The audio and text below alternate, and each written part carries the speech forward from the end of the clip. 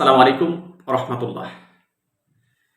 আল্লাহ পাক আমাদের পুরো জিন্দিগি নিয়ামত দিয়ে ভরপুর করে দিয়েছেন। আমাদের যতগুলো নিয়ামত দিয়েছেন তার মধ্যে অন্যতম একটা নিয়ামত হচ্ছে আমাদের শারীরিক সুস্থতা। আমরা যেন এই শারীরিক সুস্থতা অব্যাহত থাকে, অক্ষত থাকে, এর জন্য আবার আমাদের চারিপাশে হাজারো নিয়ামত দিয়ে ভরপুর করে দিয়েছে। এটা তো আমরা সবাই জানি যে আমরা তার নিয়ামতের শুকরিয়া করে শেষ করতে পারবো না। তবে তার মধ্যে থেকে আপনাদের সাথে আজকে একটা নিয়ামতের কথা শেয়ার করি। আল্লাহ পাক যতগুলো নিয়ামত দিয়েছেন তার মধ্যে বিশেষ একটা নিয়ামত হচ্ছে আমাদের ফলমূল। যে ফলমূলের মধ্যে রয়েছে আমাদের জন্য বিভিন্ন রোগের প্রতিরোধক এবং প্রতিষেধক। কিন্তু সেই ফলগুলোকে আসলে আমাদের নিয়মিত খাওয়া হয় না। সেই ফলগুলো কিন্তু আমরা নিয়মিত খাই না। আমরা এই ফলগুলো নিয়মিত খেতে না পারার দুইটা কারণ।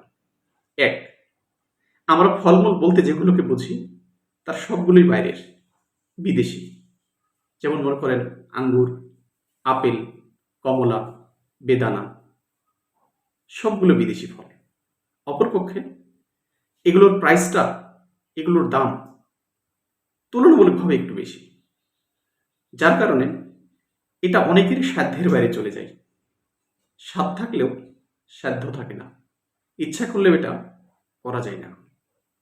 আপনি যদি একটু ভিন্নভাবে চিন্তা করেন, আমাদের বাংলাদেশের ডক্টর, ফিজিশিয়ান, পুষ্টিবিদ প্রায় আমাদের একটা কথা বলে থাকেন, প্রায় আমাদের একটা কাজের জন্য উৎসাহিত করে থাকেন, আপনারা দেশীয় ফল খান, সুস্থ থাকবেন। আমাদের দেশীয় যে ফলগুলো আছে এখানে প্রচুর পরিমাণ পুষ্টিগুণে ভরপুর।